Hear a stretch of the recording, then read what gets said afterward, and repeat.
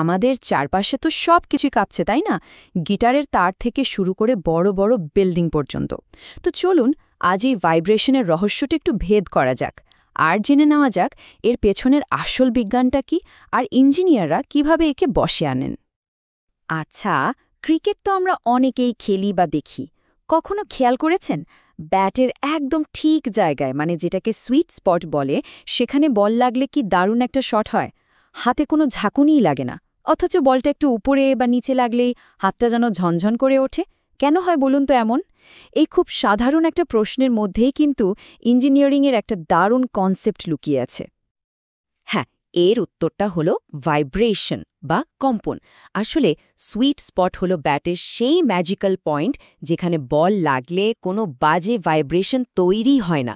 তাই ব্যাটের পুরো শক্তিটা সোজা বলে চলে যায়, আমাদের হাতে ফেরত আসে না। আর এই ভাইব্রেশনকে বোঝাটাই হলো আমাদের আজকের আলোচনার মূল বিষয়। তাহলে চলুন প্রথম অধ্যায়ে ঢুকে পড়া যাক। সবার আগে আমাদের জানতে হবে জিনিসপত্র আসলে কাঁপে কেন।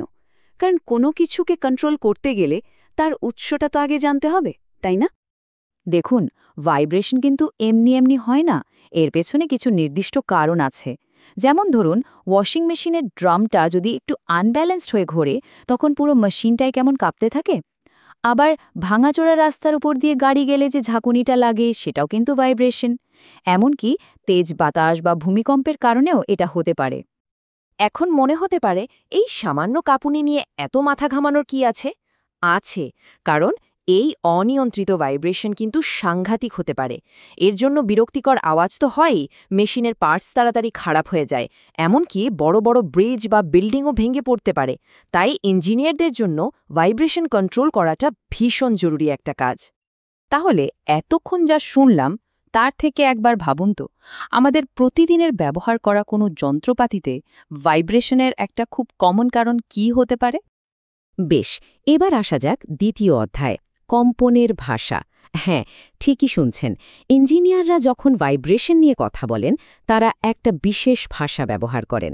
চলুন সেই ভাষার সবচেয়ে দরকারি শব্দটা শিখে নিই, degrees of freedom. Degrees of freedom বা সংক্ষেপে DOF। এর মানে কি? সহজ কথায় বলতে গেলে কোনো একটা সিস্টেমের গতিকে পুরোপুরি বোঝানোর জন্য মিনিমাম যতগুলো মাপ বা কোঅর্ডিনেট দরকার, সেটাই হলো তার DOF। এটা হলো যে কোনো ভাইব্রেশন অ্যানালিসিসের প্রথম ধাপ, কারণ DOF সংখ্যাই ঠিক করে দেয় আমাদের অঙ্কটা কতটা জটিল হবে। ব্যাপারটা একটা উদাহরণ দিয়ে বুঝলে একদম জলের মতো সোজা হয়ে যাবে। ভাবুন, একটা ট্রেন শুধু রেল লাইনের ওপর দিয়ে সামনে বা পেছনে যেতে পারে। ওর গতি বোঝানোর জন্য একটাই মাপ যথেষ্ট, তাই ওর DOF হলো 1। কিন্তু সমুদ্রে একটা জাহাজের কথা ভাবুন, ওটা সামনে পেছনে ডাইনে বায়ে যেতে পারে, আবার ঘুরতেও পারে, তাই ওর গতি বোঝাতে একাধিক মাপ লাগবে, মানে ওর DOF হলো একাধিক। এইভাবেই আমরা জটিল গতিকে সহজ ভাগে ভেঙে নিই। তাহলে এবার বলুন তো, একটা জটিল সিস্টেমকে নিয়ে কাজ করার আগে তাকে সহজভাবে বোঝার জন্য তার ডিগ্রিজ অফ ফ্রিডম জানাটা এত জরুরি কেন? আচ্ছা, আমরা তো ভাইব্রেশন বর্ণনা করার ভাষাটা শিখলাম। এবার চলুন দেখি এই ভাইব্রেশনে কত রকম ভেদ হয়, মানে এর বিভিন্ন প্রকারভেদগুলো কি কি। মূলত ভাইব্রেশন দুই ধরনের হয়, একটা হলো ফ্রি আর অন্যটা ফোর্সড। গিটারের তারে একবার টুং করে ছেড়ে দিলে ওটা কিছুক্ষণ নিজের মতো কেঁপে থেমে যায়, এটা হলো ফ্রি ভাইব্রেশন। আর অন্যদিকে মোবাইলে যতক্ষণ কল আসে ততক্ষণ ওটা কাঁপতেই থাকে, কারণ একটা বাইরের শক্তি, মানে ফোনের মোটরটা ওকে ক্রমাগত কাঁপাচ্ছে, এটা হলো ফোর্সড ভাইব্রেশন। আরেকটা খুব গুরুত্বপূর্ণ ভাগ হলো ড্যাম্পড আর আনড্যাম্পড ভাইব্রেশন। ধরুন একটা আদর্শ দোলনা, যেখানে কোনো ঘর্ষণ বা বাতাসের বাধা নেই, ওটাকে একবার তুলিয়ে দিলে ওটা সারা জীবন দুলতেই থাকবে। এটা হলো আনড্যাম্পড ভাইব্রেশন, যা বাস্তবে হয় না। আমাদের আসল দোলনাটা তো কিছুক্ষণ পর থেমে যায়, তাই না? কারণ শক্তি নষ্ট হয়।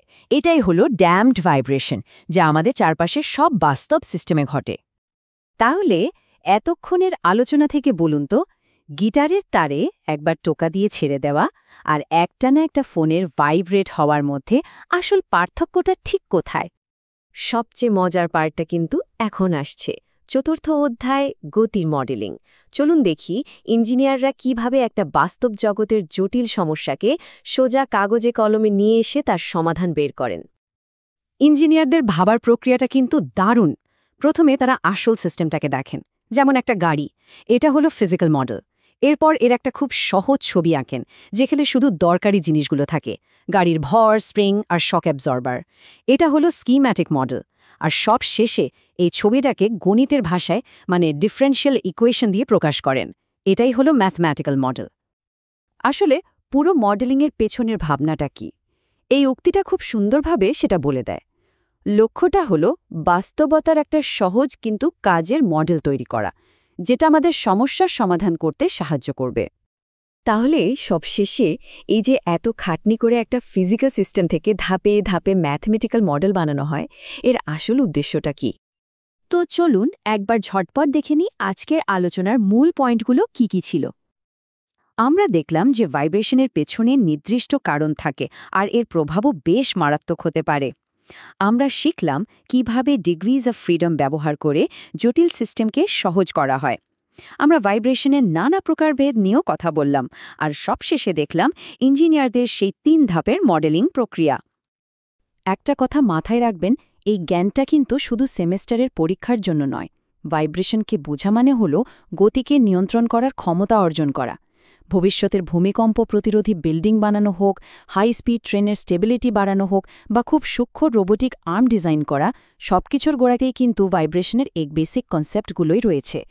এই ভিত্তিটা মজবুত করতে পারলেই কিন্তু ভবিষ্যতের টেকনোলজিতে নতুন কিছু করার দরজা খুলে যাবে। যাওয়ার আগে শুধু একটা প্রশ্ন রেখে যাচ্ছি। আজকের এই আলোচনার পর আপনার চারপাশের কোনো কাঁপতে থাকা জিনিসটাকে আপনি একটু অন্য চোখে দেখবেন? সেটা কি আপনার ঘরের ফ্যানটা, নাকি ব্রিজের ওপর দিয়ে যাওয়ার সময় গাড়ির ঝাঁকুনি? একটু ভেবে দেখবেন কিন্তু।